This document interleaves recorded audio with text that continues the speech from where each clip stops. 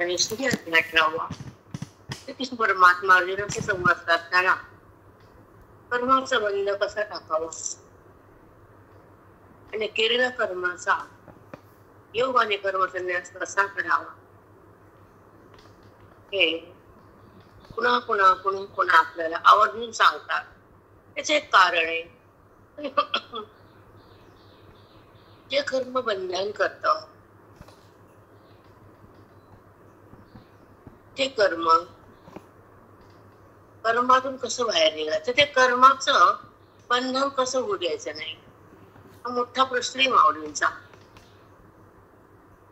की कर्म होतं पण ते बंधनकारक ठरतं, कर्म व्हावं पण बंधन होणे त्या कर्मातनं. सुंदर विवेचनी 18 अध्यायाचं सखोल ज्ञानांतर कळतं की कर्माचा तादात्म्य बुद्धी का करते, कर्माच्या फळाची भीक का मागते. फळ जर मागते तर कर्म मोक्षाकडे नेते, एवढं बुद्धीला कळू नये, पागल बुद्धीला.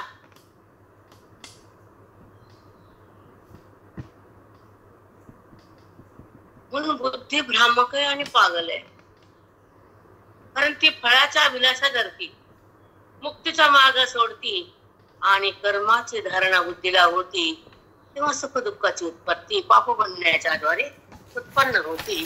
म्हणून हे पाप पुण्य सुख दुःख लोकांतर हे बद्धता मुक्तता काही नको, तो परमभाव जागा पाहिजे, आत्मभाव. आणि आत्मभाव होण्यासाठी देहभाव संपवायला पाहिजे, तर कर्माचा बंधन टाकलं पाहिजे, कर्माच्या फळाचा त्याग केला पाहिजे आणि त्या कर्मातून आम्ही बुद्धीने भगवंताकडे आलं पाहिजे. साधी भाषा आहे माऊलींची, पण परमार्थ लोकांना अवघड जातो आणि विषासारखा संसार गोड वाटतो. हा मला प्रश्न पडतो.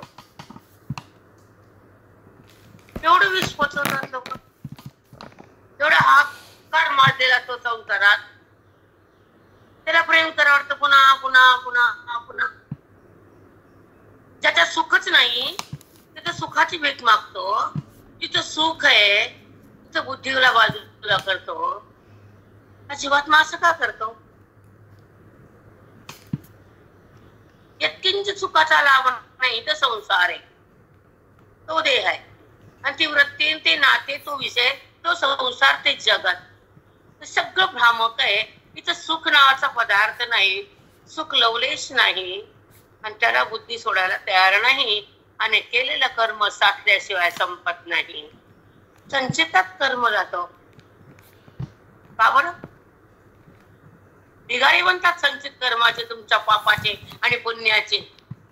का बरं? खरं कर्मयोग साधल्या जात नाही. एकमेव कारण, कर्म संन्यास होत नाही आणि कर्माचा संबंध मन टाकत नाही. बुद्धीचा निश्चय होत नाही, मी कोण आहे तिला कळत नाही, ती भगवंताकडे तर वळतच नाही, तिचा अहंभाव तर जळतच नाही, आणि ती परमात्म्याला मिळतच नाही, तिला ब्रह्मज्ञान प्राप्त होतच नाही, ती साधूच्या संगतीत राहतच नाही, तिला वेदाचं दर्शन घेता येतच नाही, ती आत्मस्वरूपाहून देहाकडं सतत राहती आणि स्वतःच्या सुखाला ढकलून दुःखाच्या कळत येते. ती बंधनाची रीती, तिला बंधन म्हणतात. बुद्धीला ते कॅच करता येतं, आवड तयार होती, ती सोडायला तयार नसते. काही अवस्था आम्ही पण भोगली, त्याच्यात काही वाद नाही. पण कर्माचं बंधन अंतःकरणाच्या द्वारे होतं आणि संचित कर्माचा ढिगाच्या ढिगा होतात, आणि ते संचिताला आग लावणारं ब्रह्मचिंतन मिळत नाही, आणि कर्म वाढतच जात, जन्म लांबतच जातात, मृत्यूला समोर जावंच लागतं, दुःख भोगावंच लागतं, त्या अशा उपाधीत शिरावंच लागतं, नाना देहाला धारण करावंच लागतं. असं का होतं? त्याचं कारण बंधन, कर्मबंधन. केलेल्या कर्माचा अंतःकरणाने केलेला संबंध आणि केलेल्या कर्माचा अहंभाव जिवंत ठेवणं आणि कर्माच्या फळाची भीक मागणं आणि ती भीक भोगणं, भौतिक सुखाच्या अभिलाषा करणारं कर्म बंधनात तुम्हाला नेऊन टाकतो. असं कर्मच का करायचं बरं? जे बंधन करत, असं नातं का वागवायचं जे दुःख देत? डिलीट करायचं त्याला, डिलीट. मग त्रास होत नाही. म्हणून आत्मचिंतनाची नितांत गरज आहे कलियुगातल्या लोकांना. इथे फक्त दुःखाचा पाऊस आहे, सुखाचे लवलेश नाहीये. म्हणून आत्मचिंतनाची अंतःकरणाला नितांत गरज आहे. तसं प्राणाला अन्नाची गरज आहे, जगण्याला धनाची गरज आहे, राहण्याला घराची गरज आहे, आणि मुक्तीला ज्ञानाची गरज, श्रवणाला संताची गरज आहे, गीतेला कृष्णाच्या वाणीची गरज आहे, मुखाची. त्याच्याशिवाय गीता बाहेर निघतच नाही, शक्यच नाही. म्हणून भगवंताना अवतार घेऊन साकार झाले आणि मुखातून गीतेला बाहेर काढ. तेच निरूपण माऊलीने केलं. 9000 वयाचं मिश्रण झालं आणि शब्दात मध्ये त्या भगवंताचं स्वरूप लिहिल्या गेलं. ओवी नाव त्याला आलं, जीवनाचं मंगलधाम झालं. त्या ओवीतून मन राम झालं आणि त्या ओवीचा स्पर्श होत हृदयानं भोगला. परमात्मा प्रगटला, अनात्मा संपला, वृत्ती बाधित झाली आणि ईश्वराची भेट झाली. ज्ञानाचा सुगंध दरवळला, वेदाचा नाश केला, परमानंद प्रगट झाला. पांडुरंगाचा हा सुवर्ण काल, पांडुरंगाच्या भेटीचा काल आयुष्यात श्रवणामुळे आला आणि आत्मलाभ झाला. आत्मलाभ झाला. रामकृष्ण हरिताई सांगत चिन्मय होत. ज्या संसाराने मन शुगरकडे जात,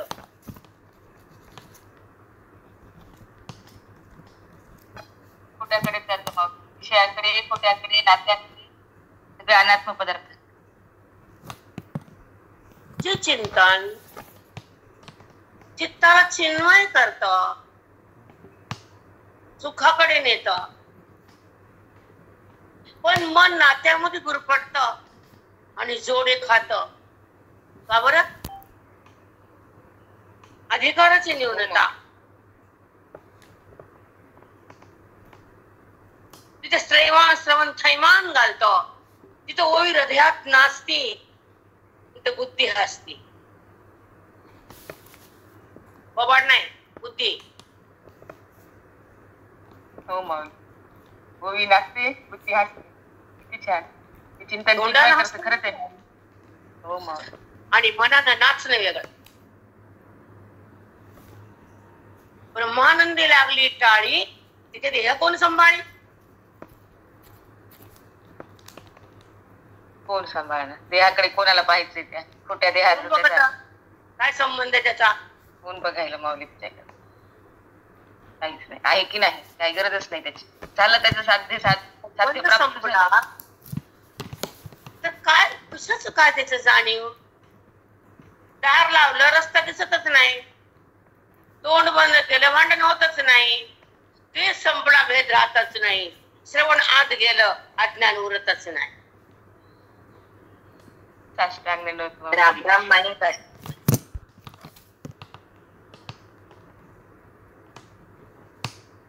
आणि मग भेद कसा उरतो ते पहा. वेदाचा नाश म्हणजे श्रवण, अवेदाचा प्रकाश म्हणजे श्रवण, सुखाचा पाऊस म्हणजे श्रवण, वेदाचा रस म्हणजे श्रवण, गुरुचा बोध म्हणजे श्रवण, गीता शास्त्र म्हणजे श्रवण, ओवीचं फल म्हणजे श्रवण आणि सुख म्हणजे श्रवण. चरणापाशी जगावं लागतं, अभेदात यावं लागतं, गीतेला हृदयात न्यावं लागतं, बोधाला गिळावं लागतं, ज्ञानाला पाळावं लागतं, अज्ञानाला जाळावं लागतं, संसाराला फेकावं लागतं, अभेदाला प्रगटावं लागतं आणि श्वासाला वेदांतासाठी राखून ठेवावं लागतं. शेळामुळे लोक काही बोलतात, 12 दिवस भस्त्याची पूर्ण श्रवणात तर साधू संग नाही. ज्यांचं अध्ययन साधूच्या संगतीत झालं, श्रवणाचा भडीमार झाला, वेदाचं चिंतन केलं, हृदय पावन झालं, बोधाचा आविष्कार झाला, आत्मचिंतनाचा पाऊस दिला, त्या संताला साधक शरण गेला, त्यानं थोबड उघडावं. कुणी यावं काही बोलावं. वेडलेली भाजी का गाड्यावरची. मूर्ख लोकांना कळत नाही तो भाग वेगळा, पण आमच्या सरकारला जमत नाही ते खप. श्लोक त्याच्या तिसऱ्या श्लोकातून तो श्लोक काय बोलतो. श्लोक म्हणजे वेदवाणी आहे. श्लोक म्हणजे बुद्धीला देणारं सुखाचं भांडार आहे. आणि श्लोक म्हणजे ज्ञानाचा विस्तार आहे. श्लोक म्हणजे अविद्येला मारणाऱ्या शब्दाचा सार आहे.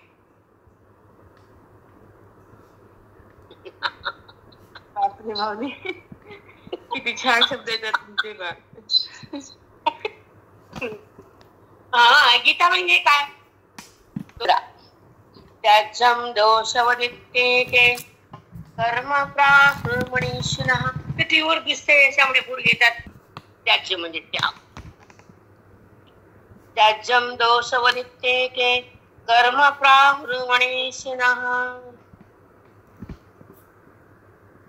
कर्म प्राहुर्मनीषि दोष. त्याज्यम दोषवदित्ते कर्म प्राहुर्मनीषिणः. काही लोक म्हणतात त्याज्य दोष आहे, कर्मात त्याग आहे, दोष आहे म्हणून त्याग करा. काही लोक म्हणतात ज्या कर्मात दोष तयार करतो मग ते करूच ते त्याग करा. का बरं दोष तयार होतो. निर्दोष अंतःकरणाने पवित्र मनाने केलेलं कर्म दोष नसतंच. पण नाही त्यांना कळत नाही, त्यांच्या बुद्धीने बोलले ठीक आहे. मग ज्या कर्मात दोष असतो ते कर्माचा त्याग करावा. ठीक आहे. आता पुढे काय बोलतो सांगा. काही लोक म्हणतात यज्ञ दान तप कर्म न त्याज्य मिती चापरे. यज्ञाचा दानाचा आणि तपाचा त्याग करू नये. दान बी करावं, यज्ञ करावे आणि तपश्चर्या कुठलीही करा. नामाची करा, ज्ञानाची करा, ध्यानाची करा, कुठलीही तपश्चर्या करा. हे तिन्हीचा त्याग आम्ही करू शकत नाही असं काही बोलतात. असं काही बोलतात. असं कळल्यानंतर ती गीता आपल्या हृदयात आली आत्ताची अर्थानं. अनुभव बाद में समजताय. हो मौली. कृष्ण परमात्म्याला गीतेच्या द्वारे काय द्यायचं ह्या हृदयाला हे कळून घेतलं मनानं तर तो बोध अंतःकरणात ठासून भरला जातो आणि अंतःकरणाचा वाद होऊन वृत्ती परमात्म्याकडे परिवर्तित होती. वृत्ती परमात्म्याकडे परिवर्तित होती. ती जगाताकडे धावत असलेली थांबते. जेव्हा गीता मनाला ठसते, बुद्धीमध्ये बसती, अविद्या तिथे नसते,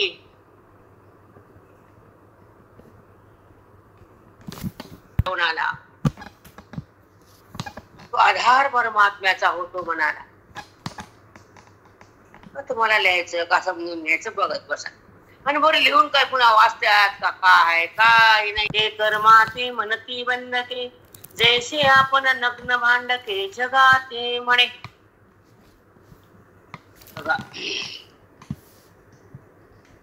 एका प्रत्यागे न ठके ते कर्माते मनते बंधके. एकाला कर्माचा त्याग घडवत नाही म्हणून ते कर्माला बंधन म्हणतात.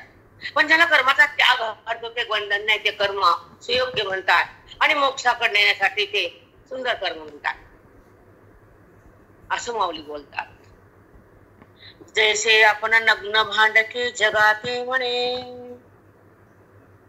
बघा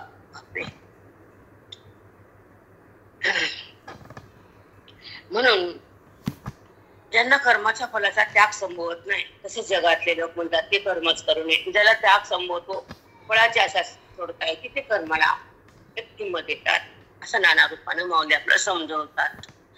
का जिव्हा लंपट रोगिया अन्ने दुधी धनंजया अगान उसे कोडिया मासिया कोपे. अगान रुसे कोडिया मासिया कोपे. अंगावर जर कुष्ठरोग असला तर माशा भोवताली आल्या तर कोडी रोग त्याला कसा रुसणार. माशी त्याला सोडतच नाही ना. त्याच्यावर राग राग करून कसं काय होणार. तसा त्या माणसाला त्या कर्माचा त्याग करताच येत नाही तर त्या कर्मावर ते कसं रुसणार. त्यांच्याकडनं त्याग कसा होणार. मग ते म्हणतात कर्मच कर्मच करू नये. खरे माऊली खरे. फलाचा त्याग म्हणून. हा एक मिनिट. पण कोणी म्हणतात की यज्ञ दान तप केल्याशिवाय आम्हाला राहत नाही ना, आम्हाला ते कर्म आम्हाला यज्ञ ताप दानानं आम्हाला सुंदर बनवतं आणि भगवंताकडे ते कर्म नेतं. आम्ही कर्माचा त्याग करणे असं दोघांचं मन आहे, सुसंगत आहे. आणि हे कळणं बुद्धीला जरुरीच आहे. आणि हे कळल्याशिवाय महायज्ञ घडत नाही, दान घडत नाही, धर्म घडत नाही. तुम्हाला मी रोजच सांगते. काल पुरुषाबद्दल खूप बोलली की ज्या दान धर्म आपल्या जीवाचा कल्याण होण्यासाठी कर्म. लेकर बाळ फक्त स्मशानापर्यंत पोहोचवतात, पण साधू संत मोक्षाला पोहोचवतात, मग तिकडे मरायचं. रामकृष्ण हरिताई सष्टांग गुरुमाऊली. समजून घ्यायची भाषा असते आमची, पण खडे पण सत्य आहे. तुम्हाला पचत नसेल तर ऐकत जाऊ नका, निघा बाजूला.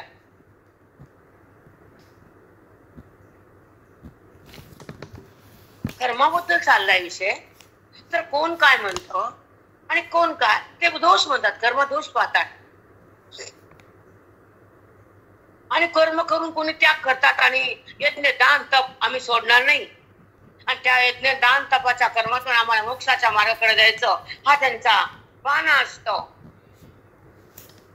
आणि हे लोक म्हणतात आम्हाला कर्मात दोष आहे म्हणून आम्हाला कर्मच करायचं नाही. कशाला दान करायचं?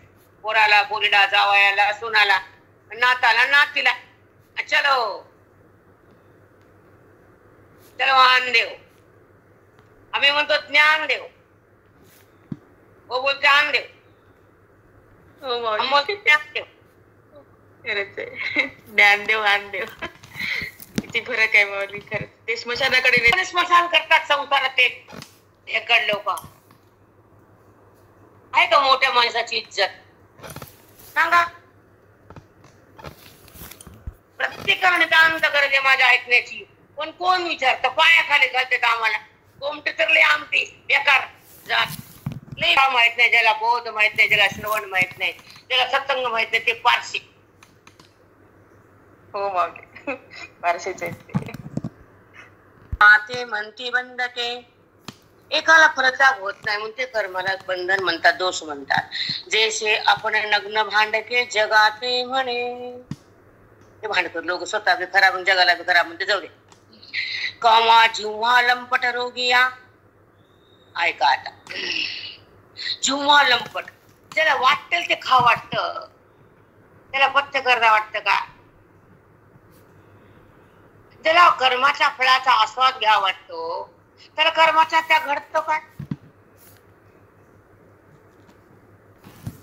नाही मग घडतच नाही.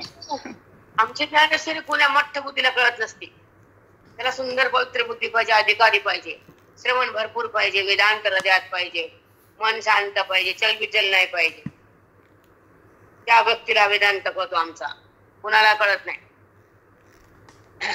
का जिव्हा लंपट रोगिया अन्य दुषी धनंजया.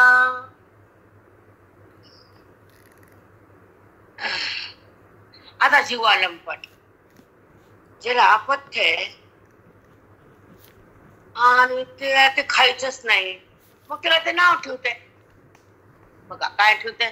अन्य दुषी धनंजया. अन्ना दोष बघते आणि अन्नाला नाव ठेवते. तसे त्याला कर्म करा वाटत नाही, ते कर्माला नाव ठेवते. त्याग करा वाटत नाही कर्माचा. लागला समज? कोडिया माशिया कोपे. बघा, जो कोडी आहे, कुष्ठरोगी आहे, त्याच्या अंगावर माशा बसतात, तो त्याच्यावर कोपतो. कारण माशावर कोपून काय फायदा आहे? तुझ्या कुष्ठरोगामुळे माशी आहे, बरोबर आहे? हो मग त्याला कोपून माशी जाते का निघून? नाही. तसं तुझा दोष आहे म्हणून तर कर्मावर कोपतोस किंवा त्याला त्यागतोस. काय बोलायचंय माऊलीनं? काय उदाहरण दिलंय? कुष्ठरोगाला पण सोडलं नाही माऊलीनं, उपयोगात घेतलं इकडं. कुष्ठरोग कोपिया. तुम्हाला त्यागच करता येत नाही, तुम्ही कर्माला त्याग करायची ताकद नाही, मग कर्माला नाव ठेवतात.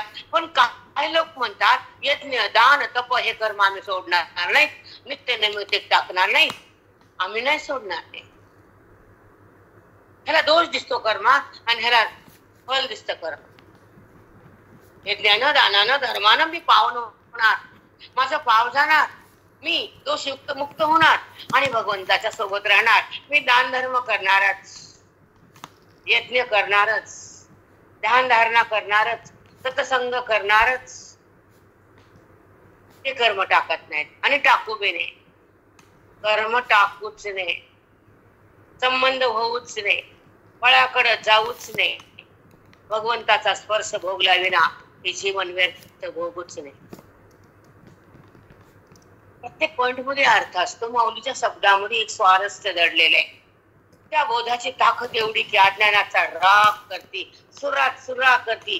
माऊलीच्या ओवीची शक्ती अज्ञानाचा सुरा करते. आणि तेव्हा अज्ञान जेव्हा समाप्त होत, मन देहात न राहता भगवंत होत. ह्याला श्रवणाचं नातं म्हणतात, वैभव म्हणतात. पण जाणू आज श्रवण फार कमी झाले. आमच्या परभणीत शास्त्रात आहे ते चातुर्मास झालं की सुटले मोकार. बाबा म्हणे शिकू सांगून पाठ तर नाहीच हो, वेदांत तर शिगमिटासारखं. फळ काम दुर्बळ म्हणती कर्माची किडाळ, मग निर्णय देती केवळ त्याच्यावे ऐसे तैसे फळ काम दुर्बळ. ते म्हणतात फळाच्या कर्मानं पासून केलेल्या फळाचा त्याग दुर्बळ आहे, आमच्याच्यानं होत नाही. मग पुढे काय बोलले? म्हणती कर्माची किडाळ. तुमचं कर्मच वाईट आहे, करूच नाही. कर्म करावं, त्याचं फळ मागावं वाटते, फळ येते, भोगावं लागते आणि मग पुन्हा जन्म घ्यावा लागते. कर्म चांगलं नाही, करूच नका. किडाळ दोष बघतात असे लोक, त्यांना कर्माचा कंटाळा. ऐका, मग निर्णय देती केवळ त्याच्यावे ऐसा. मग निर्णय काय म्हणतात? करू नका, सोडून द्या. कशाला करायचे कर्म तसले? दान कशाला करायचं बरं? लेकराला, बाळाला, जावयाला, लेकीला सोनं घेऊन ठेवायचं, दान कशाला द्यायचं? कशाला कर्म करायचे? नाही करायचं, ठेवायचं, पुरायचं, मरायचं. घरामध्ये पुरून ठेवायचं, पोराला चिठ्ठी लिहून ठेवायची, इथे इथे हे आहे, तिथे तिथे ते आहे, तुला घे, तुझ्या पोराला घे, माझ्या लेकीला दे, बामणाला ग, कुठे यज्ञाला, कुठं अन्नदानाला. ते लिहून ना, लिहू बरं. ते 1 लाख दे अन्नदान, 5 लाख दे ब्राह्मणदान, 10 लाख दे गरीबाला दान. लिहू बरं, लिहू.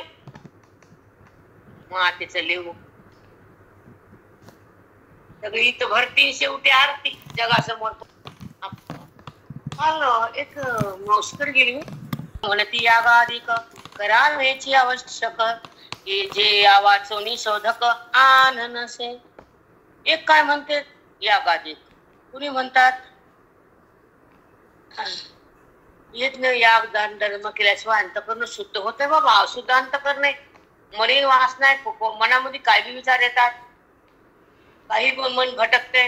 आपलं मन घाणे, आम्हाला कर्म करायचं, अंतकरण पवित्र करायचं असं म्हणतात. कोणी एक म्हणती यागाधिक करावेचे आवश्यक, जे यावाचोनी शोधक आन नाही. त्याच्यानुसार साधन नाही, कर्म करावंच लागतं असं म्हणतात. मनशुद्धीच्या मार्गी जे विजयी व्हावे वेगी, ते कर्म सबळा लागी आळसू न कीजे. ते कर्म सबळा लागी आळसू न कीजे. मनशुद्धीसाठी जे अंतःकर्म केलं आणि त्या कर्मानं मन शुद्ध झालं, ते परमात्म्याला जाणू लागलं आणि त्या ठिकाणी परमात्म्याची ओळख व्हायला लागली आणि त्या अंतःकरणामध्ये तो परमात्मा प्रगट होण्याची वेळ आली. त्या कर्मानं सुरुवात झाली. ते कर्म का टाकायचं हे त्यांना कळालं, म्हणून त्यांना कर्म सोडलं नाही. मन शुद्धीसाठी कर्म करावंच लागतं, हे टाकू नये असं अधिकारी लोकांचं मनोगत आहे.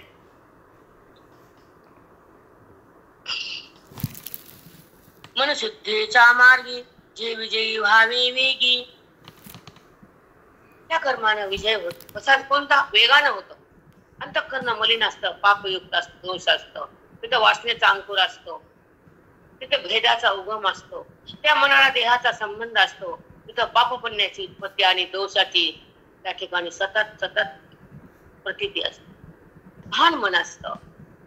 कुणाचे गुण बघणं, कुणाची निंदा करणं, कुणाचं वाईट करणं, कुणाच्या घराला आग लावणं, कुणाचे सून चांगले असते तिथं काठी लावणं.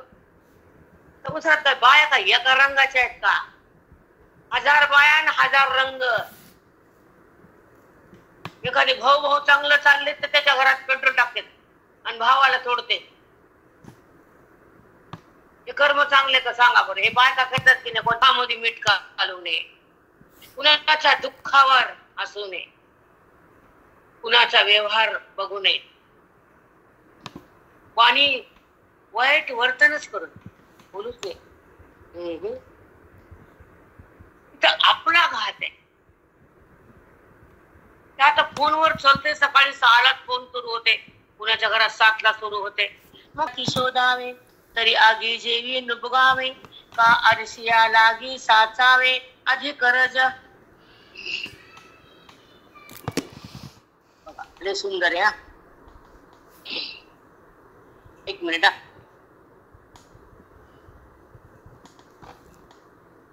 भंगार म्हणजे सोनं. आधी घ्यावं आणि मग त्याला शुद्ध करायचं, त्याला आगीत टाकावं आणि आगीत टाकल्यावर मग त्याचा दोष निघून तो पवित्र होतो. आणि आरसा त्याला स्वच्छ करायला तिरजकन ते ठराविक पदार्थ कपडा असतो त्यांना ते पुसतात, ते पण असावं. असं नाना रूपानं रूपक केलं त्यांना. नाना वस्त्रे चोखे होवावी, ऐसे अथी जरी जीवी तरी संवदनी न मानावी, मनी न जैशी.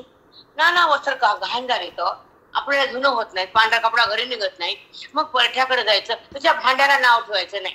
ते भांड कसं असू दे पण कपडा स्वच्छ होतोय. मग कर्म कसंही करू दे त्याचा त्याग करावा लागतो, अंतःकरण शुद्ध होते. त्या परट्याचं भांड किती घाण असू दे त्याच्यात कपडा धुवायचा, त्या भांड्याला नाव ठेवायचं नाही. कर्म कसं असू दे त्याला दोष म्हणायचं. म्हणून न्यावी अवेरे, म्हणून कर्मी क्लेशाकारे, म्हणून न न्यावी अवेरे, का अन्न लाभे अरुवारे रंधती येऊने. जर कर्म क्लेश होतो म्हणून त्याचा कष्ट होतात म्हणून त्याचा अनुष्ठान करण्याचा त्याग करू नये, त्याचा अवहेर करू नये. कर्म करताना कष्ट लागतात, त्रास होतो म्हणून ते करायचंच नाही.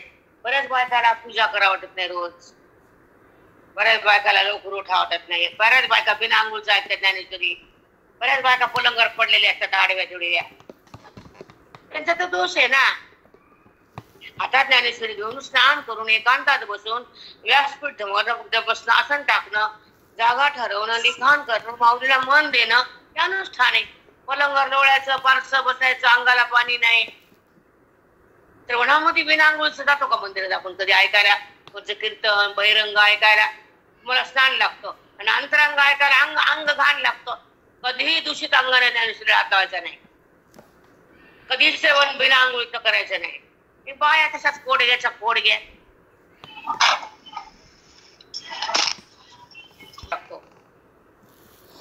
हा नियम आहे श्रवणाचा. पलंगावर पडायचं म्हणून इथून यावे, कान लावे अरवारे रांधती येऊने. अन्नाचा लाभ घ्यायचा असेल तर ते शिजलं पाहिजे, कडक होऊन राहायला पाहिजे. पण त्याच्या दोष बघून नाना रूपानं बोलायचं, माऊली बघत बसत नाही. इही या शब्दी एक कर्म बांधती बुद्धी. अशा नाना प्रकाराने शब्दाने तुला मी सांगितलं. इही शब्दी एक कर्म बांधती बुद्धी. बघा कर्माच्या ठिकाणी कुणी बुद्धीला बांधून ठेवतात, पकडतात कर्म. लय सुंदर सांगितले माऊलीनं.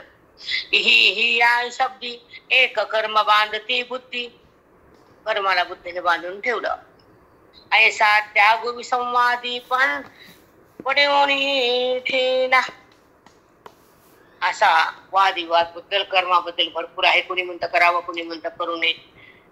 असं ना भरपूर त्याच्यावर वाद आहे. तरी विसंवादू तो फिटे, त्यागाचा निश्चय भेटे. तैसे बोलो गोमटे अवधान दे. आता त्या कर्माबद्दल वादविवाद राहणार नाही.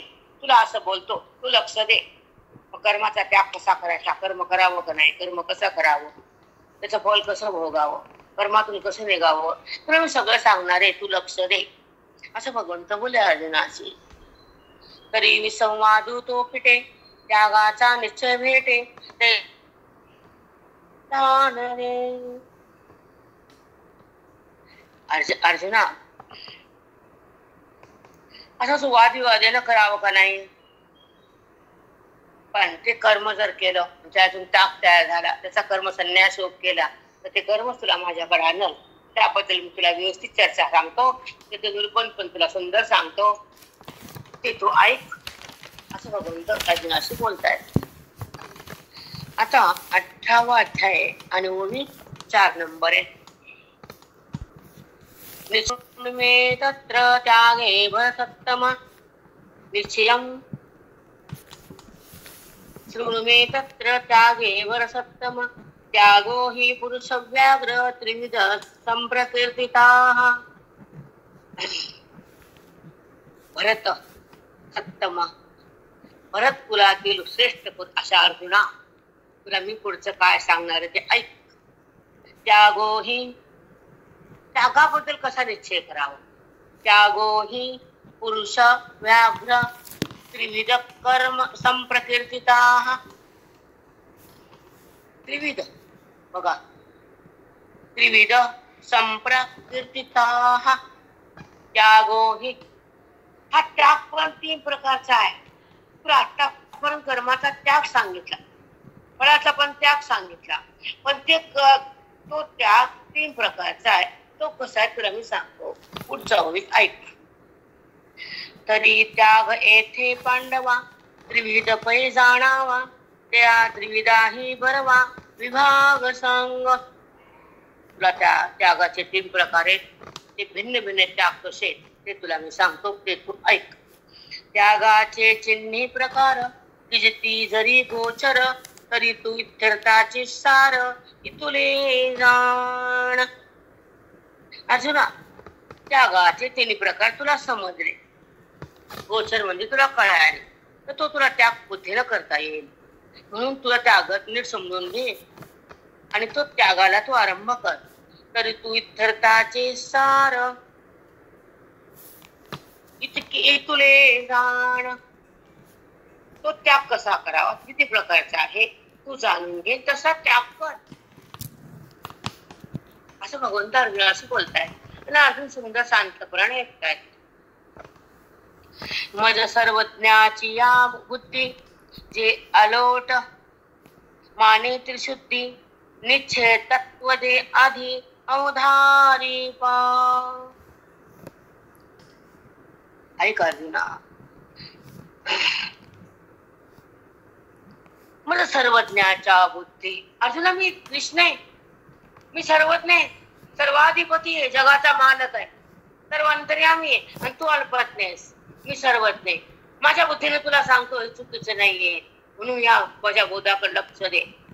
हा सुंदर बोलले भगवंत शेवटच्या वाक्यात. ऐका. तरी आपुले तर मज सर्वज्ञाची या बुद्धी, मी सर्वज्ञ आहे अर्जुना, जे अलोट माने त्रिशुद्धी. जे कर्म केलंच पाहिजे, ते कसं केलं पाहिजे, त्याग कसा झाला पाहिजे, तुला नाना रूपाने मी शिकवायलो, तू तुला आणलंच पाहिजे, ते केलंच पाहिजे. तुझी बुद्धी माझ्याकडे आलीच पाहिजे, कर्मातून निघालीच पाहिजे, कर्म झालंच पाहिजे. न कर्म करता बुद्धी माझ्याकडे येत नाही, त्याला ताग म्हणत नाही, आणि तो माझ्याशी एकरूप होत नाही. म्हणून तू नीट आहे. हे सर्व कृष्ण परमात्मा तुला बोलत आहे. हो माऊली, किती छान सांगितलं. ते बाबा ज्ञानेश्वरी सखोल माऊली. आधी अवधारी पा निश्चय तत्व. त्या कर्मातून जेव्हा तुझी बुद्धी अलग होईल ना, मग तुला निश्चयाचा त्या बुद्धीच्या द्वारे आत्मत्वाचा निश्चय साधता येईल. असं का जेव्हा हो अर्जुन, जेव्हा ते कर्म करून निष्कर्म होईल, कर्मातून भिन्न होईल, कर्माच्या वृत्तीच्या द्वारे त्याग होईल, कर्म आणि बुद्धी अलग होईल, तेव्हा त्या माझ्या तत्वाकडे ते येईल. वाव, चा संबंध कर्म करून बुद्धी सोडल्या जाईल, हे ज्ञानानं ते घडल्या जाईल. तुझा बोध आत थांबल अर्जुना, तुझं मन निवल शांत होईल आणि कर्माला ते सोडून टाकल. जेव्हा त्या कर्मातून भिन्न होईल तेव्हा ते तत्वाकडे येईल आणि तत्वाला जाणीव त्याची सुरू होईल. तत्वाचा निश्चय करण्याला बुद्धी अग्रसर होईल आणि तत्व निश्चय करण्यासाठी अंतःकरण परिपूर्ण होईल आणि मग ते तत्वात समाविष्ट होईल. तेव्हा तुला माझी प्राप्ती होईल. म्हणून कर्माचा त्याग कर.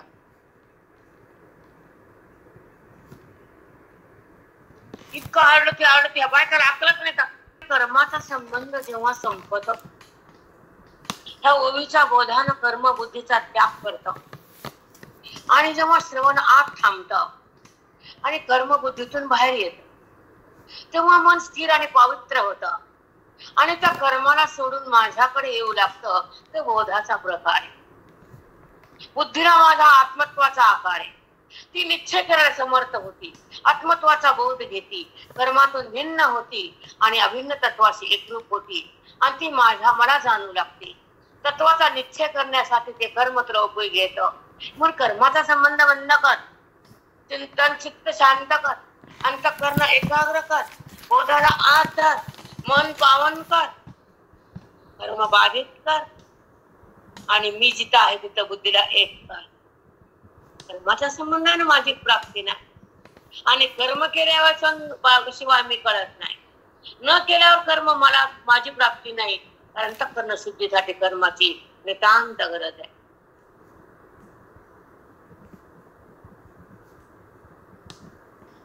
म्हणजे ताण म्हणजे केलं जातं. श्रवण सोडून जेवढं जेवढं कर्म होतं तुमचं, तेवढं जे व्यवहार होतो ते कर्म. हे फक्त कर्म नाहीये. जे तुम्ही ऐकतात ते कर्म नाहीये. हे श्रवण आहे, ही भक्ती आहे,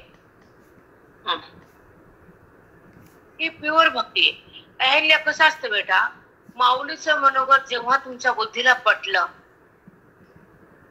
ओवी जेव्हा तुमच्या हृदयाला चिटकली, मन भटकत नाही, कर्माला शिवत नाही, फळ मागत नाही आणि ते कर्म करून भिन्न होतं.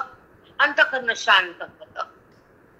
मन एकांतात संताप, मन त्या ईश्वराकडे सहज जाऊ लागतं. बोधाच्या शक्तीने हे घडतं. वेदाच्या युक्तीने अंतःकरण कर्मातून अलग बनतं आणि ते कर्म त्या अंतःकरणाला भिन्न करण्याला कामी पडतं. मग ते कर्मातून मन जेव्हा बाहेर येतं, ते कर्माचं पुण्य साठल्या जातं आणि ते पुण्य त्या बुद्धीच्या प्रवाहित होऊन त्या भगवंताकडे नेण्याची त्याची शक्ती तयार होती आणि मग ते मन सहज भगवंताकडे जाण्याला तयार होऊन ते मन जात. न कर्मात राहत, न देहाला पाहत, न कर्म देहासंग उरत. ते कर्म कधीही त्या बुद्धीला देहात ठेवत नाही. ते कर्म कधी भेदाळ उत्पन्न करत नाही. ते कर्म त्या बुद्धीला त्या श्रवणातून ईश्वराचा संबंध घडून देत. अशा कर्माचा त्याग करू नको. जेव्हा अंतःकरण शुद्धी होती आणि अंतःकरण शुद्धीनंतर ते कर्म फल देऊन बाजूला जात आणि शुद्ध अंतःकरण भगवंतामध्ये समाविष्ट होत. सांग बरं, मग ते टाकायचं का कर्म अर्जुना? अपवित्र अंतःकरणामध्ये मी प्रकट होत नाही. अपवित्र अंतःकरण मला जाणू शकत. पवित्र मन पाहिजे. जेव्हा ज्या कर्मेंद्रिय ज्ञानेंद्रिय दोन्ही कर्म करतात. जाणणं हे सुद्धा कर्मच आहे, पण ज्ञानेंद्रियाचं कर्म आहे आणि करणं हे कर्मेंद्रियाचं कर्म आहे. पण हे सगळं देवाणघेवाण अंतःकरणात होती. पाप पुण्याचं कठोडा तुम्ही तयार करता. जेव्हा कर्माचा संबंध होतो, इंद्रियानं केलेलं कर्म गुणामुळे एक एक उत्पत्ती प्रकृतीतून तयार होती. प्रकृती गुणाला उत्पन्न करते. सत्व रजतम करू दे, गुण उत्पन्न होऊ दे. तो गुण वृत्तीमध्ये उत्पन्न होतो, नामांतःकरण किंवा मन बुद्धी कुठे घ्या चालतो. मग ते गुण त्या इंद्रियाला प्रवाहित करतं, कर्माला कार्यरत करतं आणि ते इंद्रिय कार्यासाठी उत्सुक होतं आणि कार्य सुरू होतं. पण ते कार्य कर्मेंद्रिय करतं, गुणामुळे होतं, मन तिथं जातं आणि कर्माला धरत आणि मग तिथं बंद होतो. मनाने का म्हणा तुम्ही कर्म केलं म्हणून? करणारी इंद्रिय कर्म करतात आणि मन त्या कर्माला धरून बसतं. मी केलं कर्मेंद्रिय म्हणते. पण त्याला माहित नाही मी केलं म्हणून, पण मनाला कळतं काय व्हायलं म्हणून मनाला जाणीव आहे. पण ही जाणीव नाही की मी तो करता नाही, मी तो बघताय पाहणार आहे. हे कळतं ज्ञानामुळे ऐकल्या. हा आता पूर्ण समजलं. कारण का नाही कर्म बाधित होत राजा, भिन्न होत, वृत्तीतून जात. कर्म होत आणि निघून जात. कर्म म्हणतात, पावर म्हणतात, कर्माला फेकण्याची शक्ती म्हणतात. कर्म करून व्यावृत्त होत आणि मन शुद्ध होत आणि त्या मनाला भगवंताकडे सहज जाता येतं. कर्म येऊ ते कर्म आहे का काय? कर्म आहे. क्षणात क्षणाला श्वास घेणं, स्पर्शन, जिग्रन, नसनन, स्वपन, प्रलपन, ग्रहणन, निमिषण, नपी, पाहणं, बोलणं, चालणं, खाणं, स्वप्न बघणं, सगळं सगळं जे जे जे श्वासानं इंद्रियानं घडतं ते कर्म आहे. हे कर. आपले हालत थांबत नाही, आपले हालतेच, श्वास चालूच आहे, पाय चालतेच, मनामध्ये विचार चालूच आहे. काय थांबलंय? काहीच नाही थांबलं. म्हणून कर्म तुला सोडता येत नाही. कर्म होतच असतं, पण संबंध बंद करायचा, कर्म बंद करायचे नाही. वा श्री गुरु ज्ञानदेव तुकाराम पंढरनाथ भगवान की जय. ज्ञानेश्वर महाराज की जय. सद्गुरुनाथ महाराज की जय. हॅलो ऐका. आणि मी पहिल्यांदा वाचायची आता कळायला तर जमिनीचा संबंध धरून बीवर येत, तसं बोधाचा संबंध धरून परमात्मा बरोबर येत. बी जर जमिनीत नाही तर त्याचं रूप, त्याला अंकुर नाही. दगडावर बी टाकलं तर अंकुर नाही. त्याचं बोधाविना परमात्म्याचं प्रगटीकरण नाही. असे नाना सुंदर शब्द येतात, कधी कोणचे कधी कोणचे.